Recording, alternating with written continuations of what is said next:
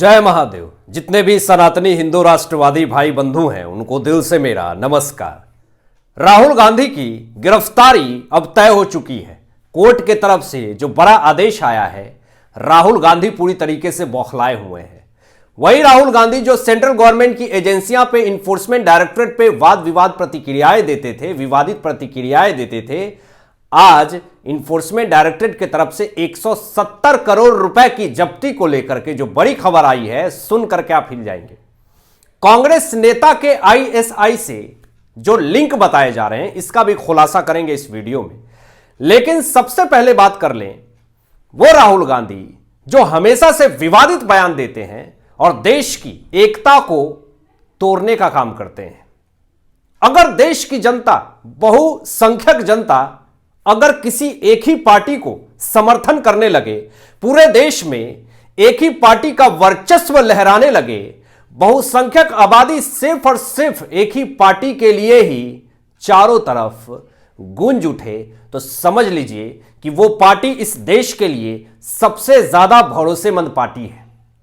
और अगर एक पहलू यह भी देखें कि इस भारत देश में दूसरी पार्टी जो भले पुरानी पार्टी बनी हुई हो लेकिन भ्रष्टाचार के मामले में सबसे आगे हो और देश की जनता उनको समर्पित नहीं कर रही हो, समर्थन नहीं दे रही हो, और धीरे धीरे तमाम बड़े बड़े राज्यों में इनकी सरकार उखड़ करके फेंका रही हो, तो समझ लीजिए कि उस पार्टी की सियासत पूरी तरीके से खत्म होने वाली है और उस पार्टी का अंत होने वाला है। उदाहरण के तौर पर कांग्रेस पार्टी, क्षेत्रीय पार्टी का भी समापन होता हुआ जा रहा, सत्यानाश होता जा रहा। लेकिन उससे पहले कांग्रेस पार्टी का जनता से समर्थन न मिलना यह दर्शाता है कि कांग्रेस पार्टी पूरी तरीके से अब मिट्टी में मिल रही है। वही राहुल गांधी जो हमेशा सेंट्रल गवर्नमेंट की एजेंसियां पे टारगेट करते हैं और यह कहते हैं कि सेंट्रल गवर्नमेंट की एजेंसियां, इन्फोर्समेंट डायरेक्टरेट या सीबीआई सिर्फ और सिर्फ राजनेताओं के ऊपर ही शिकंजा कसती है, राजनेताओं के ऊपर ही छापे मारती है। आज इनकी यह कथनी जो है वो पूरी तरीके से गलत साबित हो गया। नरेंद्र मोदी जी ने जन सम्मेलन में एक स्टेटमेंट दिया और उस स्टेटमेंट में यह बात कही कि हम राजनेताओं को नहीं सेंट्रल एजेंसियों के द्वारा आदेश देते हैं कि आप उनके ऊपर छापा मारिए। यह कानूनी प्रक्रिया है जो पूरी तरीके से किया जाता है, इसमें किसी भी पार्टी का कोई भी इन्वॉल्वमेंट नहीं होता है। और यह भी कहा था नरेंद्र मोदी जी ने कि 96% जो गैर राजनीति लोग होते हैं उनके ऊपर सेंट्रल गवर्नमेंट की एजेंसियां जो है वो कार्रवाई करती है। सिर्फ 4% ऐसे लोग हैं जो राजनीति में आते हैं, जो राजनेता होते हैं। और इसको उदाहरण के तौर पे जो आज एक बड़ी घटना सामने आई है, इससे आप पूरी तरीके से समझ में आ जाएगा आपको कि सेंट्रल गवर्नमेंट की एजेंसियां राजनेताओं के पीछे नहीं पड़ती है। अगर ये 4% से 10% हो गया तो जितने भ्रष्टाचारी राजनीति पार्टी के गुंडे लोग इस भारत देश में हैं, उनका जीना मुश्किल हो जाएगा इस भारत देश में। घटना है दोस्तों, QFX एक ट्रेडिंग कंपनी है जिसको इन्फोर्समेंट डायरेक्टरेट ने 170 करोड़ रुपए चल अचल संपत्ति को जब्त कर लिया है और 30 बैंक अकाउंट को फ्रीज कर दिया है। यह शेल कंपनी है और छापा पिछले 3 दिनों से मारा जा रहा। कहां कहां? उत्तर प्रदेश, हरियाणा और नई दिल्ली। ध्यान दीजिएगा, तीनों राज्यों में सिर्फ और सिर्फ बीजेपी की सरकार है और बीजेपी की सरकार है, इसीलिए इन्फोर्समेंट डायरेक्टरेट काम जो है वो खुले तौर पे कर रही है। किसी भी तरह का राजनीति दबाव नहीं है। तेलंगाना में चले जाइए, कर्नाटक में चले जाइए, वहां पर राजनीति प्रेशर इतना ज्यादा है।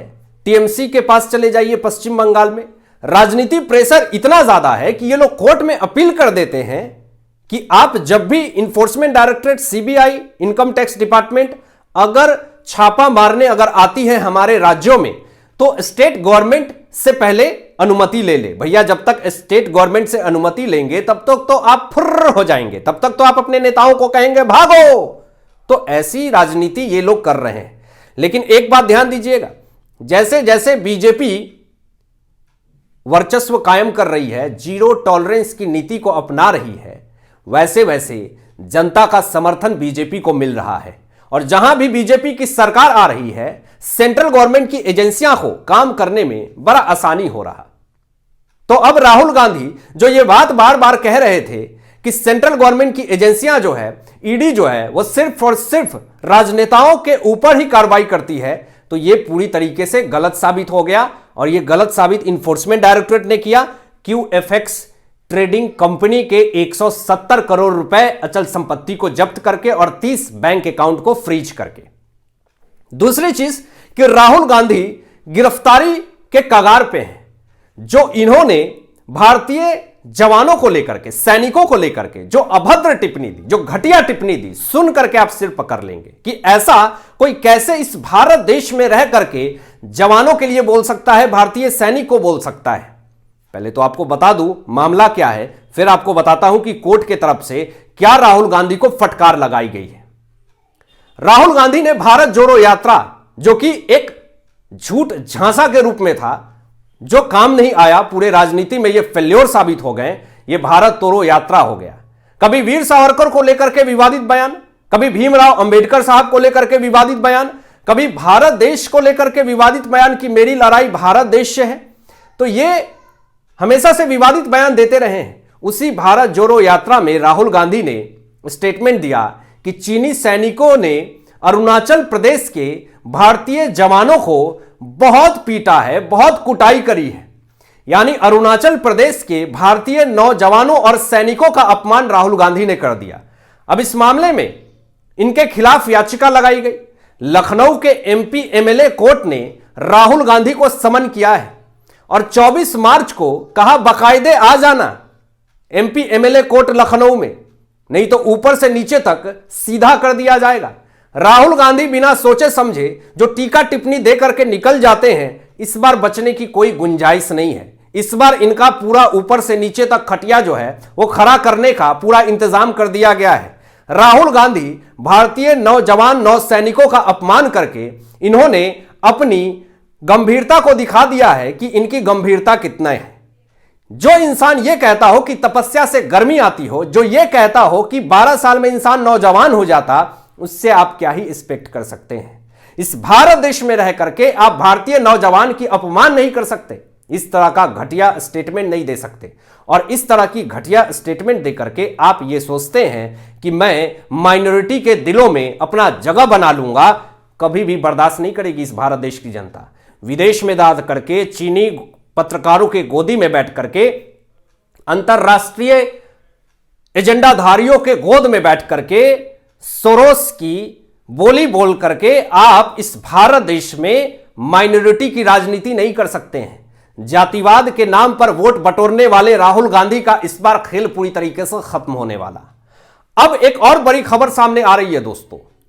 जो राहुल गांधी बयान देते हैं कि इस भारत देश में पूरी तरीके से बेरोजगारी बहुत ज्यादा है, महंगाई बहुत ज्यादा है, लेकिन आप देखिए बेंगलुरु में, कर्नाटक में कांग्रेस की सरकार है, सिद्धारमैया वहां के मुख्यमंत्री हैं, DK Shivakumar deputy CM है और महंगाई की बात राहुल गांधी कर रहे हैं। एक युवक ने पोस्ट डाला और इस पोस्ट में क्या लिखा है कि एक छोटी सी फ्लैट में जिस तरीके से खड़ा होने का भी जगह नहीं है, उसकी कीमत 25,000 रुपए है। तो यह हालत है बेंगलुरु की, कांग्रेस पार्टी के सरकार की। महंगाई की बात राहुल गांधी आप मत कीजिए। दूसरी चीज कि राहुल गांधी की पार्टी का आतंकवाद से कनेक्शन, यह कोई पुरानी बात नहीं है। गौरव भाटिया जी ने एक बहुत बड़ा खुलासा कर दिया है दोस्तों। गौरव गोगोई की पत्नी का कनेक्शन आईएसआई से है, यह खुलासा गौरव भाटिया ने कर दिया है। अब इस खुलासे के बाद से राहुल गांधी का सिर दिखाना, मुंह दिखाना प्रेस कॉन्फ्रेंस में, यह एक बहुत बड़ा चिंताजनक हो गया है।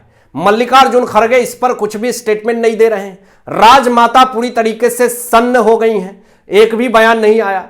और विपक्ष सबको बोल रहा कि महाकुंभ में मत जाना, महाकुंभ में जाओगे तो माइनॉरिटी जो है वो उदास हो जाएगी, वोटर्स जो है माइनॉरिटी अल्पसंख्यक वो हमें वोट नहीं देंगे। सबको विपक्ष मना कर रही है। और पिछले दिनों आपने देखा अखिलेश यादव से लेकर के डीके शिव कुमार ने कुंभ में डुबकी लगाई, अपने पाप धोलने की कोशिश करी। आज दिग्विजय सिंह और उनके बेटे ने संगम में डुबकी लगाई। सचिन पायलट कांग्रेस के नेता कुंभ में जाकर के डुबकी लगाते हैं। तो ये लोगों को पता है कि हमने पाप करा है, वो पाप को धोलने का वक्त आ गया है। लेकिन राहुल गांधी जितने भी कांग्रेस पार्टी के नेता हैं, चाहे डीके शिव कुमार हो, दिग्विजय सिंह हो या फिर सचिन पायलट हो, इन तमाम लोगों का बहिष्कार कर रहे हैं। खड़गे जी राजमाता का चरण चुंबन कर रहे हैं और उनके पास इस तरह का कोई भी नहीं है रथ जिस पे वो बैठ करके जा करके कुंभ में डुबकी लगा सकें। तो राम मंदिर में बुलाने वाले राहुल गांधी को अगर राम मंदिर में कोई कांग्रेसी नेता चला गया रामलला के प्राण प्रतिष्ठा के दिन, तो यह कांग्रेस पार्टी उससे मुंह फुला करके बैठ जाती थी। तो आज आपको लगता है कि जितने भी कांग्रेस के नेता महाकुंभ में डुबकी लगा रहे हैं वो नहीं मुंह फुलाएंगे? ये मानने वाली बात नहीं है। आपकी क्या सोच है, आपकी क्या राय है, इन तमाम विषयों पे अपनी विचार व्यक्त कीजिएगा। मिलते हैं एक लेटेस्ट ब्रेकिंग न्यूज के साथ, तब तक अपना ध्यान रखें, ख्याल रखें। सत्यमेव जयते। जय हिंद, जय श्री राम।